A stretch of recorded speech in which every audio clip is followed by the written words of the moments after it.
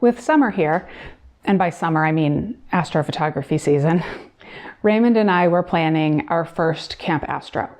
That is where we pack up a bunch of gear, we go camp for a night or two under the darkest skies that we can find, and we capture that dark night sky. We do have a few really good lenses for astrophotography. We have the Sony 24mm f1.4 G Master lens for my Sony E-mount body, and we have the Viltrox 20mm f1.8 lens for Nikon Z. And we have a few other 24 or 28mm lenses that perform pretty well, but none of them are perfect. They either aren't quite wide enough, or they don't have a wide enough aperture, or the optical quality is only so-so. So I've been considering one additional lens for quite literally a couple of years.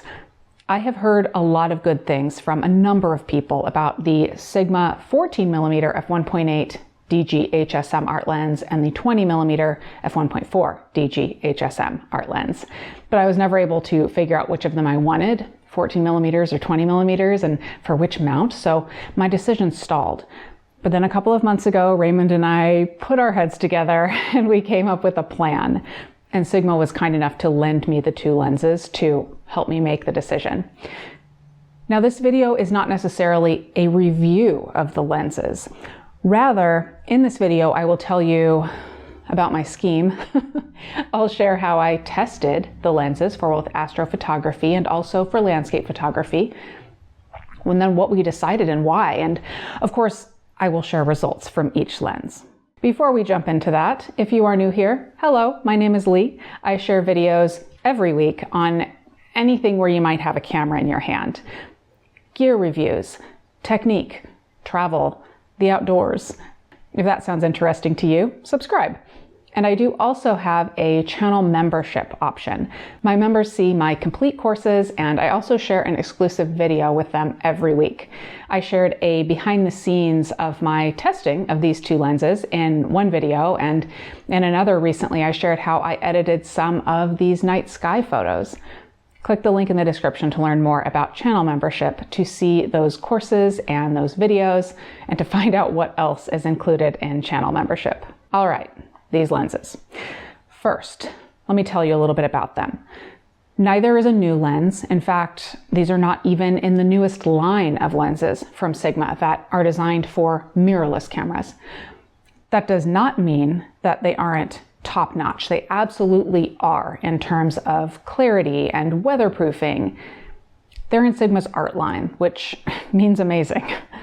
However, while the newer lenses in the art line, the DN lenses, add silence when autofocusing and sometimes a smaller form factor, these non-DN lenses are perfectly stellar for astrophotography, which is what I primarily want them for, and also for landscapes, which I will also use them for. Okay, here was the first issue that Raymond and I needed to solve. We have several different camera brands with different mounts. We want to use this lens on all of them. And I know that's a tall order. We have Sony E-mount, Leica L-mount. We have both Leica and Panasonic L-mount bodies. We have Nikon Z-mount, and we also have one Nikon F-mount DSLR body and a few F-mount film bodies. Now, if you watch many of my videos, you've probably run into one where I adapt lenses, or maybe more than one. I do it a lot. It's the beauty of mirrorless. There is a lot of lens adapting that can be done. And it just so happens that you can adapt a Nikon F-mount lens for use on all three of the mirrorless mounts that we own. And the adapters are typically inexpensive. Now, a quick note on adapting. These inexpensive adapters don't have any electronics. They don't convey information. They don't autofocus. And then there's the matter of controlling aperture, which we will come back to that a little bit later. First of all, how did I come to choose these two lenses as the finalists, so to speak? It was really the mount that drove the decision. There are only a handful of ultra-wide, very wide aperture lenses that I could have chosen for the F-mount. And by the way, by ultra-wide, I mean wider than 24 millimeters, and by very wide aperture, I mean f1.8 or wider.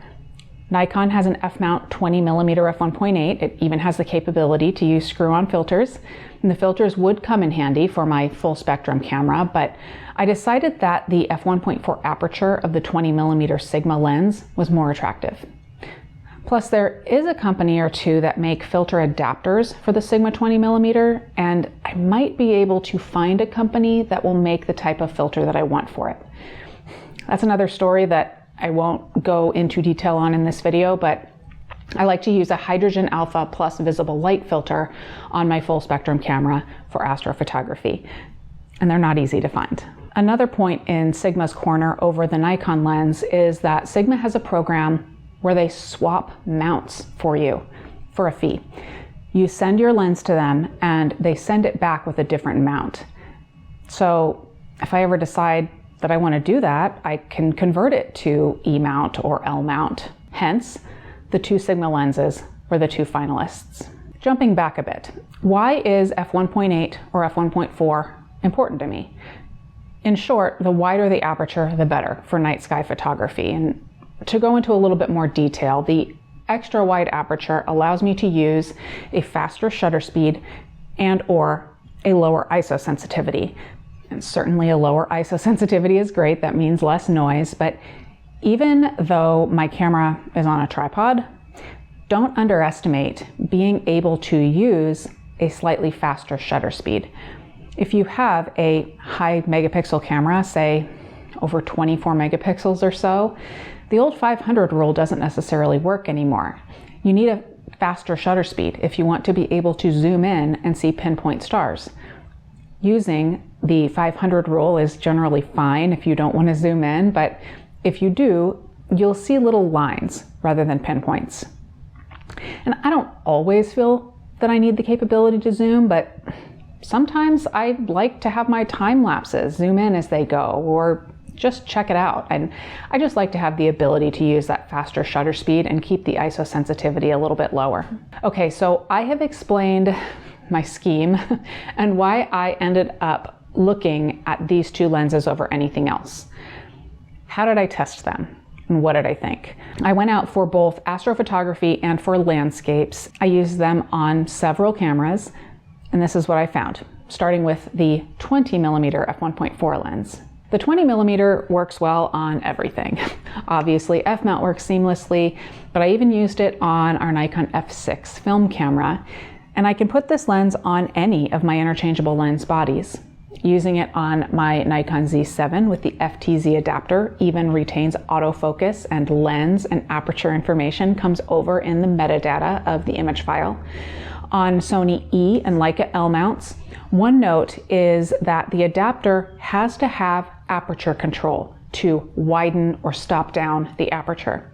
As long as the adapter has that, like mine do, I am able to adjust aperture to wide open for astrophotography or narrower for landscapes and anything else that I might find ultra wide useful for. The 14mm, however, has an electronic aperture in the lens, which I failed to realize prior to borrowing the lens, but it became apparent right away when I started using it. What that means is that it will not work well when using it adapted with Sony E and Leica L mounts. Typically, I would expect the lens to default to a wide open aperture when on one of these inexpensive adapters, in which case I'd still be able to use the lens for astrophotography, but that isn't the case. Instead, the lens stops all the way down, which limits what I can do with the 14mm lens on non-Nikon bodies. That being said, it worked just fine on my Nikon D810, my Nikon Z7 with the FTZ adapter. In fact, I really enjoyed the wider field of view. To be clear, remember that I am using the F-mount versions of these lenses, the E-mount version of either lens on E-mount bodies, the L-mount version of either lens on L-mount bodies would retain full functionality. You wouldn't have any issues. It is when the lenses are adapted that we run into issues. So, both of these lenses are amazing. That's my review of them if you want a review. If you have one mount and you want an ultra-wide prime with a very wide aperture, take a look at these. They are great lenses, but we are purchasing the 20mm. I like the extra wide f1.4 aperture. I do find 20 millimeters to be more usable than 14 millimeters for a wider variety of photography. And it meets the need of being able to use it on all of my interchangeable lens bodies. That was really the clincher. However, if Sigma comes out with a 14 millimeter in their DGDN art line, even if it's f1.8, we'll see what happens. That extra 6 millimeters is impactful. Luckily for my bank account, I don't have to think about that right now. For now, just the 20 millimeter. I am very excited to receive my new lens and get out with it during the next new moon. And I'm sure I will share more results here in a video. So make sure that you are subscribed so my videos show up in your feed, and give this video a like. And before you go, for those of you that use an ultra wide lens, which one did you choose? And how did you come to that decision? Was it as involved as my decision-making process? Let me know in the comments. Thank you to Sigma for loaning me these lenses to try before purchasing, and thank you for watching.